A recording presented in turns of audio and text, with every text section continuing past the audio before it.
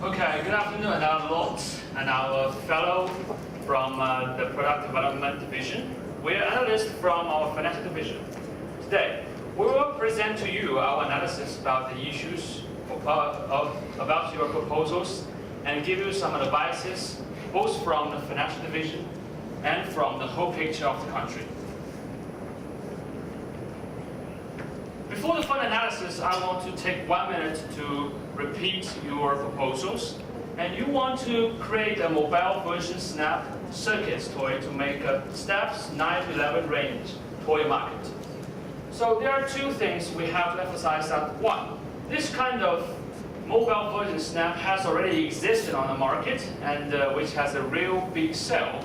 And the second, we also realize that our target customers which are from 9 to 11s, they both have a high margin but also have a high risk because they are more aged than the group from which we already target from 3 to 5 and 5 to 8. Their toys are more sophisticated, so which means that they are high risk. So now, we will further evaluate such proposal from the view of suitabilities, feasibilities, and acceptabilities from both financial assessment and market perspectives. Now, let's welcome my teammate to continue. Dear landlords and design team, to assess the suitability, we have to see that whether the proposal can make the best of our strength advantages and overcome our disadvantages. Firstly, let's see the strength and opportunity aspect. We have found 3 aspects to assess whether the proposal do good to our company. The first one is customer base. We all know that we have enjoyed 5 to 8-year-old customer base, which is very loyal and steady. And according to statistics taken from a company that sells the circuit toys, we can see that under 8-year-old, the usage accounts for more than 50%. And also at the same time, among the statistics, the top toys ranking, it has from 5 to 8-year-olds, the toys ranks very highly in the top toys ranking. So that this is a very good opportunity for us to take the advantage of our 5 to 8-year-old customer base, and also at the same time step into 9 to 11-year-old customers. The second aspect is market chance. We can see that from the statistics, the Snap Circus Junior is the best-selling product, and so that it is a good choice for us to make a mobile version to be the substitute for the kind of toys so that we can still market from the toys. And also on the other hand, we have found that a particular popular company that sells the Snap Circus Junior, it has no market in USA. So that, however, we have very good and big markets in USA, so that it is a good chance for us to make our market penetration to USA for the new product. And last but not least, the proposal, the new product, matches our brand image. For instance, we have got high quality in our electronic toys. And also, we have always focused on educational learning products. And the product, we can see that it has high toy value index, and it has got highly recognition from the parents, and also it is a good choice to develop juniors educational. So if we take the mobile version of the kind of product, we will make the best of our strengths of brand image. However, there are also some concerns. We can see that the design team needs external support for the sophisticated circuit boards.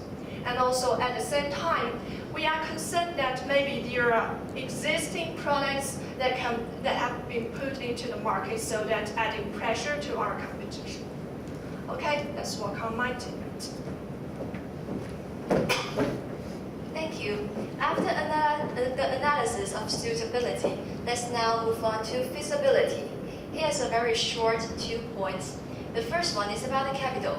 We actually have sufficient capital for this proposal, which I will go into details later.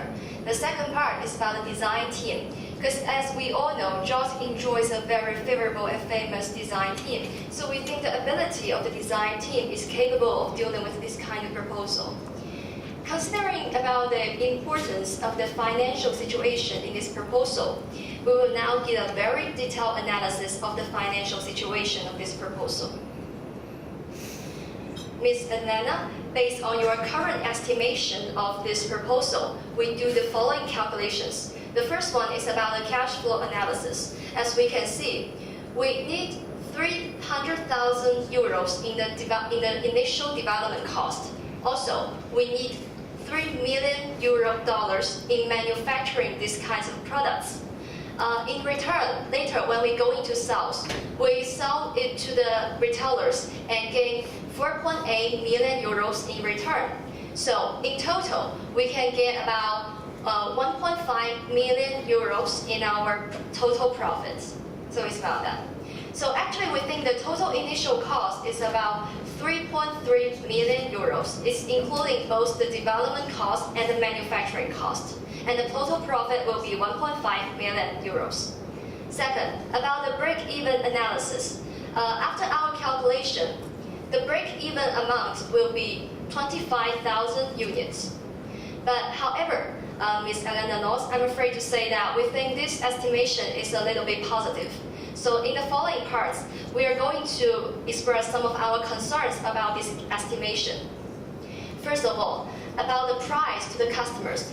Currently, your team thinks that the price we sell to customers should be 45 euros. But according to our research, the substitute traditional toy, which is the Snap Circuit Junior toy, is sold at the market at $35. That means at 26 euros. So actually, we need to do further market research to see whether our customers are willing to pay 20 more euros to buy this mobile game program. So maybe this price is a little bit too high and needs further market research. Second, we are concerned about your estimation about the price to the retailers, about the retailer markup. Because currently, I'm afraid that JOT doesn't have a very good bargain power over its retailers.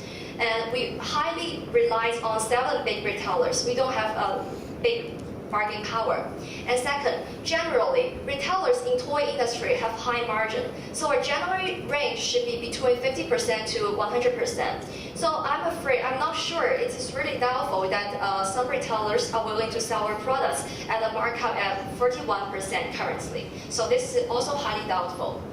Third, I'm also concerned about the units sold that your team is estimated. Your team estimated that the units sold should be 150,000 units, but according to the sales volume data of JOT, actually currently, each product in JOT sells at 28,000 units each year. So if we assume that each product of JOT have a life cycle of 5 years, then maybe in this 5 years, each product can only sold at maybe 14,000 units. So this volume maybe is a little bit high. So according to all these concerns we are given, actually we are now providing a scenario analysis. So this scenario analysis, the neutral condition is the general condition for all the general products of JOT. So this is the most common situation. And as about the positive one and negative one, we change them. We change the markup, the margin unit sold a little bit in a proper range. Then we can get a positive scenario, neutral scenario, and negative scenario. So we think that our financial teams think that this is a proper estimation of this proposal that we are going to carry out. According to our analysis, actually, we can see that in the neutral scenario, we can get about 1.1 million euros in total profit. So this is a very favorable profit. And moreover, even if we are in the negative scenario, we will not lose money for that. We still earn 350,000 euros for that. Although it is a small amount, but we won't lose money for that. So we think that according to this financial analysis, it is really feasible to carry out this proposal in the financial perspective. Next, let's welcome my teammate to continue. Okay, dear colleagues, before my analysis about the acceptability of the proposal, maybe let's take a short time to have a review about why last time our proposal about the APP applications has failed. Actually, last time we were going to take a proposal about entering the smartphone application industry. This is something that our their director, Ms. Rong, has nothing to do with, and she's not familiar with. So he and the director got lots of concerns about some industry that we are unfamiliar. And for second reason is that the the smartphone application industry is really highly risky, and from the calculation we found that it's unprofitable enough, so that our creditors may unwilling to see we get a step into such kind of industries. And on the third part, frankly speaking, our colleagues in the development team doesn't have the required abilities to develop the applications. But for this time, there are something that's different. First, from our proposal, we are going to develop the product just basing on our traditional business. So we got the abilities and we are familiar with it, and so that our directors is waiting to see something. We are going to make a further step about something that we are already have some strengths on. So for the second part, from my team's analysis about, you can see that it's going to be a product that is somehow so profitable, although there are still some things that we have to pay attention to. There's some further concerns, for example, about the price we are going to charge the retailers. Maybe with regard to some other stakeholders, they're not willing to accept such kind of price, which will not bring them the sustainable profit margin. And on the third part, about the risk, just like on the analysis about the market part, we are going to know that although we are going to propose some step into a new industry, just like aiming at 9 to 11 years old age group. But actually, we already have shared some similarities from the 5 to 8 years old, and actually one important part of this proposal's product, which is related to the. So it's not so risky as before. And in a word, for this time, this proposal is much easier to be accepted by the relevant stakeholders. But although there are still some concerns, we need to pay more attention in further analysis. Okay. So based on our analysis we are going to see that if we really want to start this plan and realize this proposal as soon as possible, maybe we recommend you to start to take some actions from the following aspects. First, about the financial aspect. This proposal is not showing in our former budget, for this year's budget. So we're going to need some extra investment about this part. And so for our team, if we do want to realize it, we have to reach for further investment externally or internally. And about operation and strategy, maybe we should reach out for the other team's help, and for example, the marketing teams, to get some analysis about whether there already exists some product in the market. And also, if we really want to make it for the designers, we have to start some customer service to get that demands now, and maybe set up the marketing plan. Okay, let's welcome my teammates. Okay, here comes some relevant ethical issue which we'd like to emphasize two aspects. First, since the circuits has already existed in the market, I think our intellectual property rights should be also seriously concerned, because we should fully pay more attention to the color or the form of our electrical circuits. And the second, we all know that Ms. Nalos, you have already contributed to this country almost 12 years, and we already appreciate that, your contribution to our country. But I think it's not quite inappropriate that you connect the retailers before have a brief meeting of our boards. So I think have a steady regulation is help better for our job. And maybe there are also some risks of releasing confidential devices design, and maybe have some negative influence on relationship with retailers. So in a word, We have just realized that the board has unfortunately rejected the proposal that you have already stand out that you want to enter in the smartphone app market. But I think this is really a great chance to make a big difference, because we all know that this proposal is quite acceptable both from the financial division and from the whole company view. So okay, thank you very much.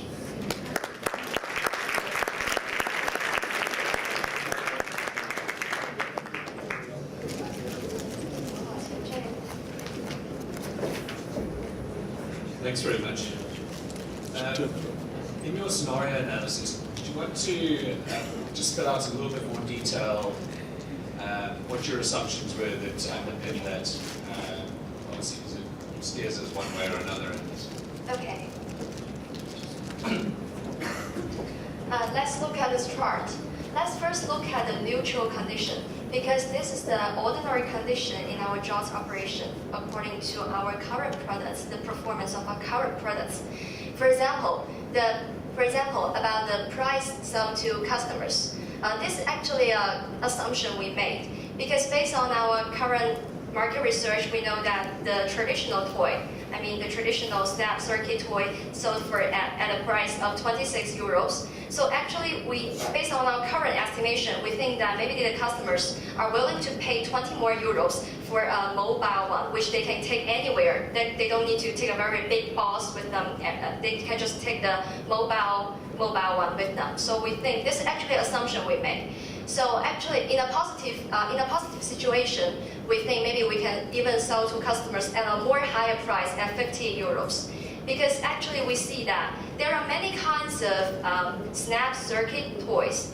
The price of them they have a large range from 20 euros to actually 100 euros. So we think that maybe this mobile one can sell to customer at a higher price at 50 euros. And in the negative one, we make it 40 euros. So this is in a negative situation. But of course, this data is now based on our current investigation of the market. But we think we need detailed analysis of this data.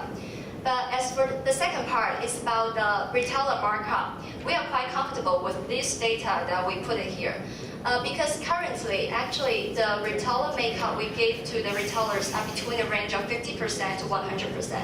So currently, between JOS and our retailers, the markup is between 50% to 100%. As this is a very good seller product, as we can imagine. So we think in a neutral condition, maybe the retailers are willing to accept this product at a markup of 50%. And maybe in the negative one, the retailers will need a 60% markup to sell this product. And then in the positive one, actually, is what Alina Laws wants to do now, is like giving the retailers 41% markup. But we think this maybe is a positive scenario, because I don't think many retailers are willing to do that. And about the JOS margin is calculated. The JOS margin is calculated based on the retailer markup, because when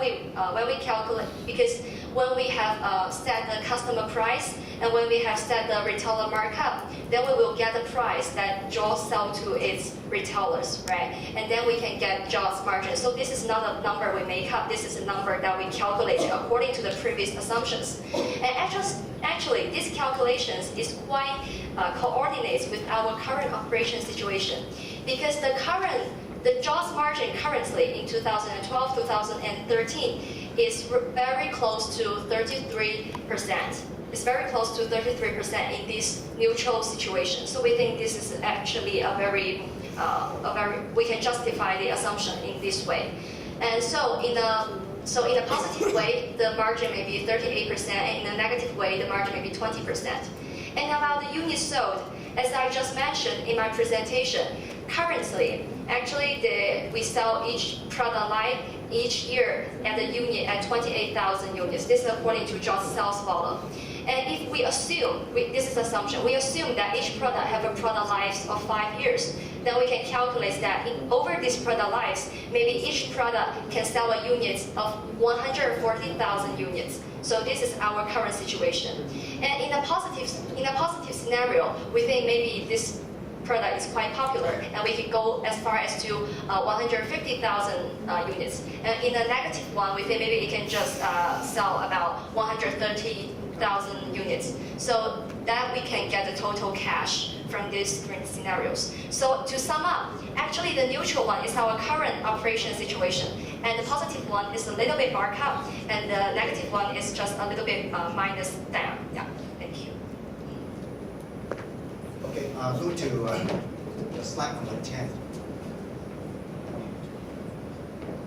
You are saying that on the left-hand side, your cash flow is okay, but do you consider the cash cycle? Spending 300,000 at first, and 3.3 million, and 8 months later collecting it back. Yeah. How would you think that? First of all, actually, this is a calculation of this proposal generally. I mean, the whole picture to look at it. But as I just said, maybe a product we will not sell it for 1 year. We will sell it for 2 years, 3 years, 4 years, 5 years, right? So actually, the initial cost will not be that much, because in the year 1, we only need to input 300,000 euros in development cost, and maybe just part of the 3 million, because we only sell, for example, we only sell about 5,000 units in the first year, for example, something like that. For example, we can sell about 10,000 in the first year, and maybe in the second year a little bit less, 9,000. So actually, we don't need to input all those manufacturing costs in a time. Yeah. Wait, just one. So the 300,000 will eat into your overdraft, right? Yeah, that's So right. therefore, what you're saying is you're going to put all your resources, cash-wise, into this product. Is that risky? I don't think so, because currently, based on our JAWS operation situation, actually for each new product, we spend around 200,000 euros on each new product development. This is the general situation of JAWS. And now, for such for such a good product, I think it's worthwhile to spend 100,000 more to do this. And maybe we can still go to see our cash flow situation. Don't you think so? Okay.